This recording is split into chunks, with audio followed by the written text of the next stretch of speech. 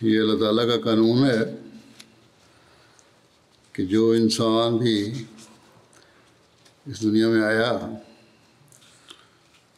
اس نے ایک وقت گزار کر اس دنیا سے رخصت ہو جانا ہے. لیکن خوش قسمت ہوتے ہیں وہ لوگ جن کی صرف نیک یادیں ہوتی ہیں، جو نافع الناس ہوتے ہیں، جو دین کو دنیا پر مقدم کرنے کا عملی نمونہ ہوتے ہیں، جو اللہ اور اس کے رسول کے حکموں پر عمل کرنے کی کوشش کرنے والے ہوتے ہیں، جو حضرت مسیح علیہ السلام کی بیعت کا حق ادا کرنے کی کوشش کرنے والے ہوتے ہیں، جو خلافت احمدیہ سے حقیقی وفا رکھنے والے ہوتے ہیں، جو حقوق العباد کی ادائیگی کی حت المقدور کوشش کرنے والے ہوتے ہیں، جو اللہ تعالیٰ کی رضا حاصل کرنے کی ہمہ وقت کوشش کرنے والے ہوتے ہیں،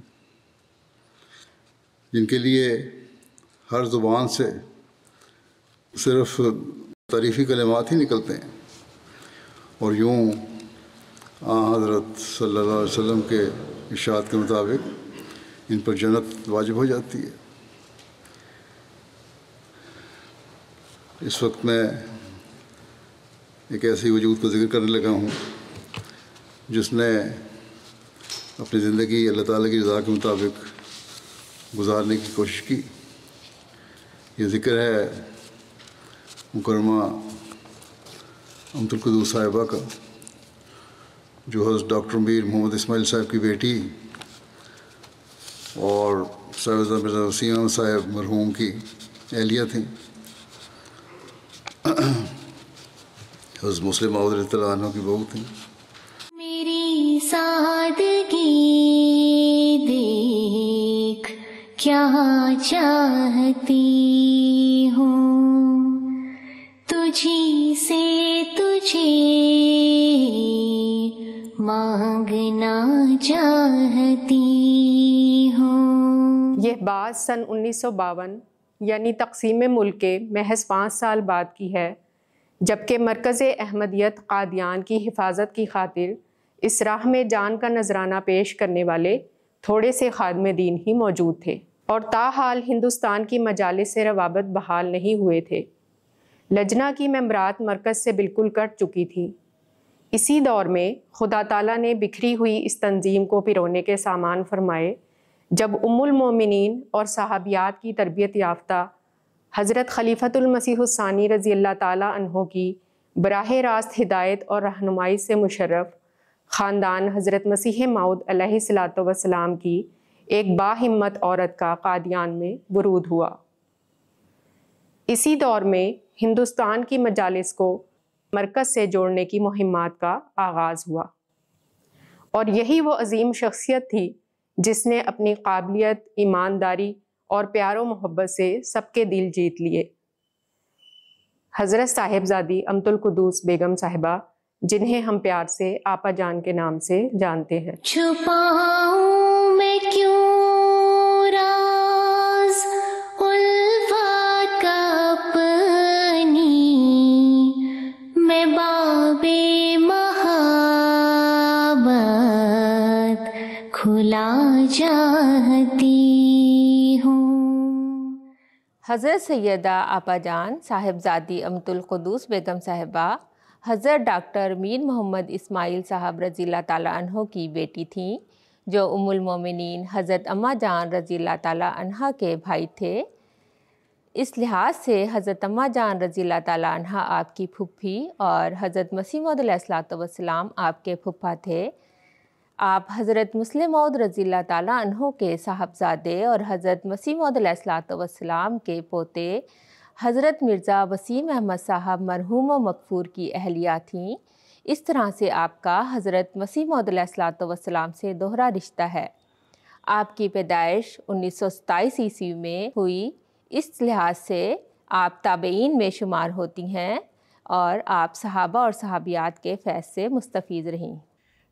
حضرت سیدہ اماں جان میری امی کی پھوپھی تھیں، تو ان کو وہ امی شادی سے پہلے تو یہ سب پھپھی اماں کہا کرتے تھے. میری امی بتاتی ہیں کہ ہمارے نانا ان کو ہر جمعے والے دن، چھٹی والے دن ملوانے کے لیے دارالمسیح لے کے جایا کرتے تھے.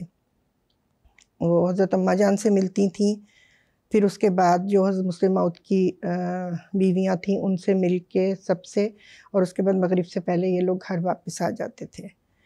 اور اسی طرح امی کہتی ہیں کہ ہمارے ابا کو اماں جان سے بے حد گہری محبت تھی. تو جب اماں جان گھر میں آتی تھیں ہمارے، تو میرے والد کا چہرہ خوشی سے ایسا چمکتا تھا کہ جیسے لگتا تھا کہ روشن ہو گیا ہے. تو جب بھی آتی تھیں تو کہتی ہیں میں اور میرا چھوٹا بھائی سید، ہم اپنے ابا کے کمرے کی طرف بھاگتے تھے کہ ہم اطلاع دیں اور پھر وہ روشن ہوتا ہوا چہرہ دیکھیں. آپ کا نکاح حضرت خلیفۃ المسیح ثانی رضی اللہ تعالیٰ عنہ نے 1951 عیسوی میں جلسہ سالانہ کے موقع پر پڑھایا، اور رخصتانہ کے وقت حضور اپنے بیٹے کی بجائے لڑکی والوں کی طرف سے شامل ہوئے. شادی کے 1 سال کے بعد جب آپ دارالہجرت روا سے قادیان تشریف لانے لگیں تو حضرت مسلم موعود رضی اللہ تعالیٰ عنہ نے آپ کو ہدایت فرمائی کہ ناصر کے مکان میں رہنا، جہاں حضرت مسیح موعود علیہ الصلوۃ والسلام کے کثرت سے قدم پڑے ہیں اور ان کے ذہن میں حضور علیہ السلام نے درس بھی دیا ہوا ہے. 15 مارچ 1953 کو آپ حضرت صاحبزادہ مرزا وسیم احمد صاحب کے ساتھ قادیان تشریف لائیں. اس موقع پر قادیان کی نمائندگی میں 3 خواتین نے شاہنشین کے پاس آپ کا استقبال کیا اور آپ نے ان سے ملاقات کی. اس کے بعد آپ مزار حضرت اقدس مسیح موعود علیہ الصلوۃ والسلام کے پاس دعا کے بعد آپ دارالمسیح تشریف لے گئیں، اور دارالمسیح میں بھی آپ کے استقبال کے لیے چند درویش خواتین موجود تھیں. آپ نے ان سے ملاقات کی اور آپ اپنے پھر گھر تشریف لے گئے. قادیان تشریف لانے کے بعد آپ نے اپنی زندگی کا ہر لمحہ اپنے درویش صفت واقف زندگی شوہر کے ساتھ قدم ملاتے ہوئے خدمت دین اور حضرت مسیح موعود علیہ الصلوۃ والسلام کی اس پاک بستی کی حفاظت میں بسر کیا. اس طرح آپ نے قادیان دارالامان میں خدمت دین اور رہائش کی سعادت کا حق ادا کر دیا. محبت بھی رحمت بھی بخشش بھی تیری، میں ہر آن تیری رضا چاہتی ہوں. حضرت مسلم موعود رضی اللہ تعالیٰ عنہ نے آپ کو قادیان ہجرت کے وقت یہ نصیحت بھی فرمائی کہ لجنا کی جماعتوں کو اکٹھا کرنا. چنانچہ قادیان آ کر آپ نے جماعت کی خواتین کو اکٹھا کرنے اور ان سے ہمدردیاں کرنے میں بڑا اہم کردار ادا کیا. آپ جان کے پاس میں 2ری کلاس میں پڑھتی تھی، جب میں 8 سال کی ہوں گی تب چلی گئی تھی.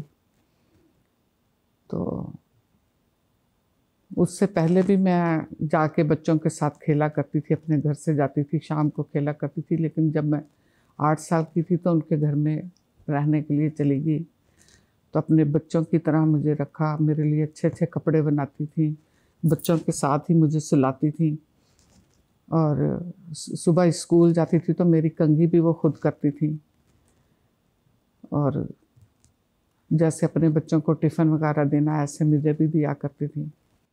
مجھے اپنے بچپن میں یاد ہے کہ ابھی ہم اسکول نہیں جاتے تھے تو ہم سے بڑی بچیاں جو تھیں، ہم سو رہی ہوتی تھی، بعض وقت ہمارے کمرے میں آ جاتی تھیں اور آ کے پھر مطلب ان کے بولنے سے آنکھ کھلتی تھی ہماری، اور پھر امی ان کو قرآن مجید پڑھا دیتی تھی، پھر وہ اسکول جاتی تھیں. اور اسی طرح اس کے بعد بھی 1 آدھ کلاس ہوتی تھی، پھر ناشتہ امی کرتی تھیں، کرواتی تھیں. پھر ابا کے دفتر جانے کے بعد صفائی اور گھر کا کام ختم کر کے تو لجنا کا کام امی کے گھر کے اندر ہی ہوتا تھا. اس وقت دفتر کا کمرہ نہیں تھا، تو وہیں پہ آ جاتی تھیں. جو بھی کام ہوتا تھا یا کوئی دورہ کرنا ہوتا تھا تو وہیں سے جاتے تھے. پھر دوپہر کے کھانے سے پہلے امی واپس آ جاتی تھیں. کچھ کام شام کو ہوتا تھا، لوگ بھی ملنے آتے تھے. تو وقت میں برکت تھی مجھے لگتا ہے.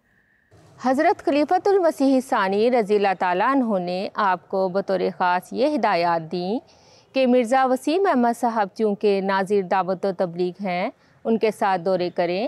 اسی طرح خطوط کے جواب نہ ملنے کے تعلق سے یہ ہدایت فرمائی کہ آپ مرزا وسیم احمد صاحب کا ایڈریس دیا کریں۔ حضور نے جب لجنہ قائم فرمائی اور 1 سال کے بعد یا چند مہینے کے بعد امی کو صدر بھی مقرر فرما دیا تھا، تو فرمایا تھا کہ رابطے بحال کرو، کیونکہ لجنات احمدی خواتین حالات خراب ہونے کی وجہ سے چھپ گئی تھیں اور کٹ گئے تھے لوگ مرکز سے۔ تو امی کہتی ہیں کہ میں نے پہلے خط لکھنے شروع کیے تو مجھے کوئی جواب نہیں آتا تھا۔ پھر حضرت مسلمہ نے فرمایا کہ تم پورا لکھو کہ میں کس کی اہلیہ ہوں، مجھے مقرر کیا گیا ہے لجنہ ہندوستان کی صدر کے طور پہ، اور میرے سے رابطہ کریں، اور پھر پورا وسیم کا بھی ایڈریس لکھو، ساری باتیں بتاؤ۔ تو امی کہتی ہیں جب میں نے اس طرح لکھنا شروع کیا تو کچھ جگہ سے جواب آنے شروع ہوئے۔ جب شروع میں نے کام شروع کیا تو اس وقت پوسٹ کارڈوں پہ لجنات کو جواب لکھے جاتے تھے، رسیدگی کی اطلاع دی جاتی تھی۔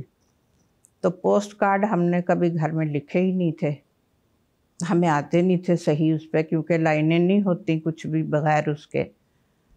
تو میں نے میٹرک کیا تھا تو تب تک تو لائنوں پہ ہی لکھتے تھے، کاپیوں پہ۔ تو جب میں نے پہلا پوسٹ کارڈ لکھ کے لے گئی تو مجھے بہت ڈر لگا کہ یہ تو میرے سے لائنیں ٹیڑھی لکھی گئی ہیں۔ تو آپا جان نے دیکھا اور فرمایا کہ اس طرح کرو، پینسل سے ہلکی ہلکی پوسٹ کارڈ پہ لائنیں ڈال لیا کرو، پھر اس طرح تمہیں سیدھا لکھنے کی عادت ہو جائے گی۔ پھر اللہ کے فضل سے کرتے کرتے سب کچھ آپا جان کی نگرانی میں ٹھیک ہونے لگا۔ خلافت کا احترام، خلیفہ وقت کی اطاعت و فرمانبرداری کا کامل نمونہ جو آپ نے ہمارے سامنے رکھا، وہ اپنی مثال آپ ہے۔ حضرت مسلم موعود رضی اللہ تعالیٰ عنہ کی ایک نصیحت کو یاد رکھنا اور ساری زندگی اس پر عمل کرنا اطاعت و فرمانبرداری کا ایک اعلیٰ نمونہ ہے۔ تفصیل اس اجمال کی یہ ہے کہ حضرت مسلم موعود رضی اللہ تعالیٰ عنہ نے حالات سازگار نہیں رہنے کی وجہ سے ہجرت قادیان کے وقت آپ کو یہ نصیحت فرمائی کہ قادیان کی بازار مت جانا۔ آپ نے حضور کی اس نصیحت پر ایسا عمل کیا کہ 65 ایئرز ہجرت کے بعد آپ قادیان میں رہی، لیکن ایک مرتبہ بھی قادیان کے بازار نہیں گئی۔ پھر خلفائے کرام کی تحریکات کو دیکھیں، تمام تحریکات پر آپ لبیک کہیں اور ہمیشہ صف اول میں رہیں، اور ہندوستان کی لجنات کو بھی اس طرف ترغیب دلوائیں۔ جب حضرت خلیفۃ المسیح رابع رحمہ اللہ ہجرت کر کے لندن تشریف لے گئے تو آپ نے سب سے پہلے 2 نئے مراکز کی تحریک فرمائی، جس پر قادیان کی ممبرات نے والہانہ لبیک کہتے ہوئے اپنا زیور، نقدی اور جو کچھ بھی پاس تھا سب کچھ پیش کر دیا۔ خود آپ نے اپنا سارا زیور اس تحریک میں دے دیا۔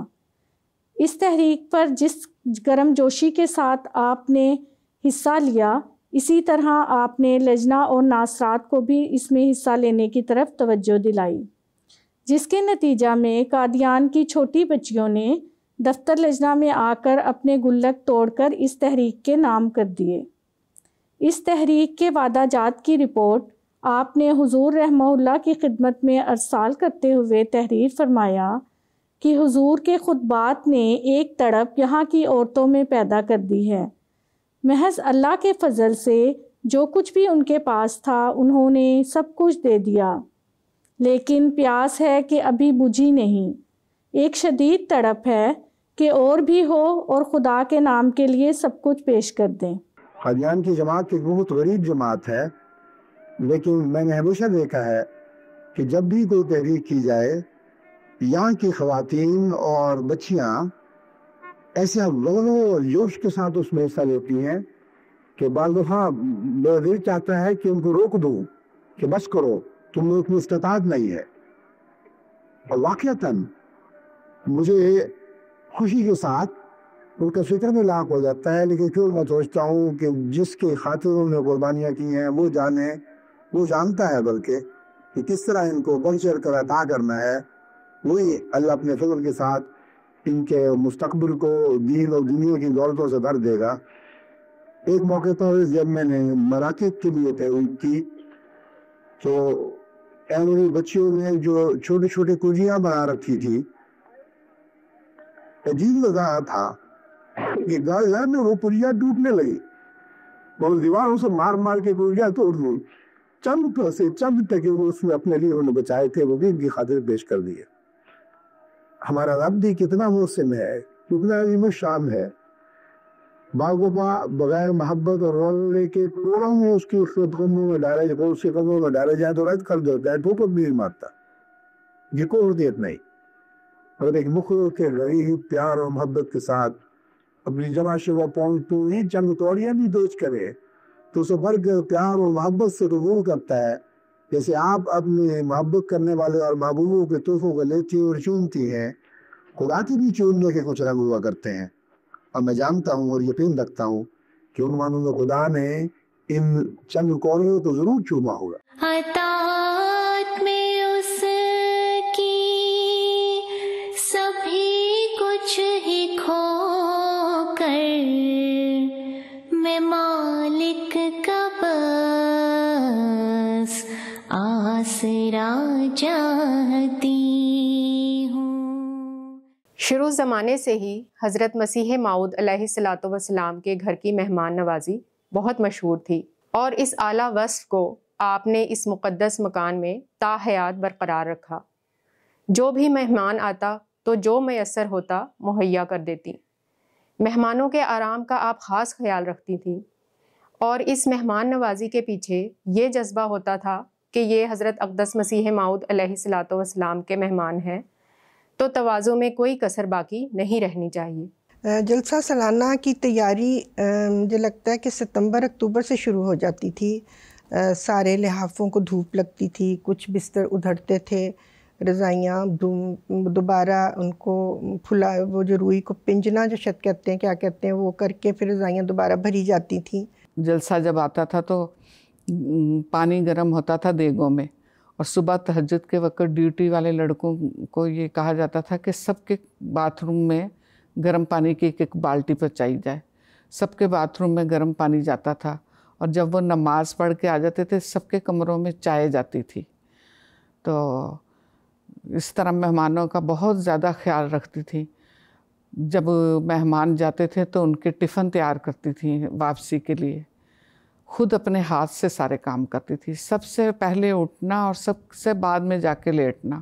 ایک مہینہ رہ جاتا تھا تو امی تیاری شروع کرتی تھیں، شکر پارے گھر میں بنتے تھے، مختلف دالیں تلی جاتی تھیں، اور مہمانوں کی مہمان نوازی کے لیے سوئیاں بھی گھر میں تلی جاتی تھیں۔ جو چائے کا سامان ہوتا تھا وہ گھر میں بنایا جاتا تھا، اور لنگر خانے سے صبح ناشتے کے وقت پہ کھانا آتا تھا، پورا کھانا ہی ہوتا تھا، دال روٹی اور چاول بھی، اور اسی طرح رات کو آتا تھا، دوپہر کو کھانا نہیں پیش کیا جاتا تھا۔ تو امی اس طرح کی چیزیں پھر مہمانوں کے سامنے جو ٹھہرے ہوئے ہوتے تھے ان کو ہیوی ٹی دے دیتی تھیں، اور تاکہ ان کا پیٹ بھرا رہے۔ ملنے والے بھی بہت آتے تھے، تو گھر کی تیار ہوئی ہوئی چیزیں ہوتی تھیں۔ آپ کا مبارک وجود ہمارے لیے ایک مشفق و مہربان ماں کی حیثیت رکھتا ہے۔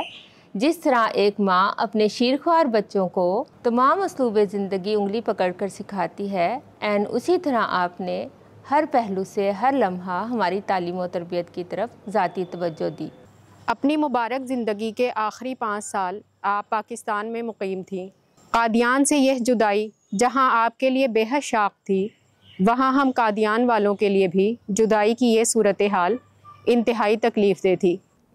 جب پاکستان چلی گئی تھی تو میں فون کیا کرتی تھی، ہر ہفتے حال پوچھتی تھی۔ جس وقت میں لیٹ ہو جاؤں تو پھر ادھر سے فون آتا تھا، علیم فون کرواتی تھی، کہتی تھی نعیمہ امی اداس ہو رہی ہیں، کہہ رہی ہیں نعیمہ کو فون لگاؤ۔ میرے سے فون پہ بات ہوتی تھی۔ جب بیمار ہوئی ہیں ہاسپٹل جانے سے بھی 2-3 دن پہلے مجھے فون کیا، کہتی ہیں مجھے قادیان کے حالات سناؤ۔ اور جب میں کہتی تھی سارے لوگ آپ کا حال پوچھتے ہیں، سلام کہتے ہیں، تو کہتی تھی میرا بھی سلام کہا کرو، سب کو میرا سلام کہا کرو۔ اس وقتی جدائی نے اس پیارے وجود کو ہمیشہ کے لیے ہم سے جدا کر دیا، اور بالآخر 96 سالہ زندگی گزارنے کے بعد 24 اگست 2023 کو آپ پاکستان ربوہ میں اپنے مولائے حقیقی سے جا ملی۔ انا للہ و انا الیہ راجعون۔ اس کے بعد 27 اگست کو آپ کا جنازہ قادیان لایا گیا، اور بہشتی مقبرہ قطع خاص میں حضرت صاحبزادہ مرزا وسیم احمد صاحب کے پہلو میں آپ کی تدفین عمل میں آئی۔ میں رحمت کی تیری رضا چاہتی ہوں، میں ہر آن تیری رضا چاہتی ہوں۔ جتنی زندگی ان کے ساتھ گزری، لمحہ لمحہ کوئی ہمیں بھول نہیں سکتا۔ کچھ کام کرنا ہمیں نہیں آتا تھا، میں نے جیسے کہ بتایا کہ سیدھی لائنیں بھی مجھ سے اردو میں نہیں لکھی جاتی تھی، تو آپا جان نے اس طرح ہر چیز سکھائی جیسے ماں اپنے بچے کو انگلی پکڑ کے چلنا سکھاتی ہے، اور سبھی کے ساتھ آپا جان کا ایسا سلوک تھا۔ ایک دن مجھے کہتی ہیں نعیمہ، علیم کوکو مجھ سے مانگتی ہیں کہ فلاں چیز چاہیے، تم مجھ سے کبھی نہیں مانگتی ہو۔ میں نے کہا کہ تم بھی تو میری بیٹی ہو۔ میں نے کہا کہ آپ مجھے بن مانگے دے دیتی ہیں تو میں آپ سے کیوں مانگوں؟ ہر وقت کہتی تھی تم میری بیٹی ہو۔ میری عزیز اور پیاری بہنوں، آج دنیا کی تقدیر تم سے وابستہ ہے۔ تم نے حیات بخش نغمے گانے ہیں، تم نے دنیا کو اللہ تعالیٰ اور اس کے رسول کی محبت عطا کر کے زندہ کرنا ہے۔ جاؤ اور پھیل جاؤ دنیا میں، جاؤ فتح و نصرت تمہارے قدم چومے گی، کیونکہ خدا کی یہ تقدیر ہے جو بہرحال پوری ہوگی۔ دنیا میں کوئی نہیں جو اس تقدیر کو بدل سکے۔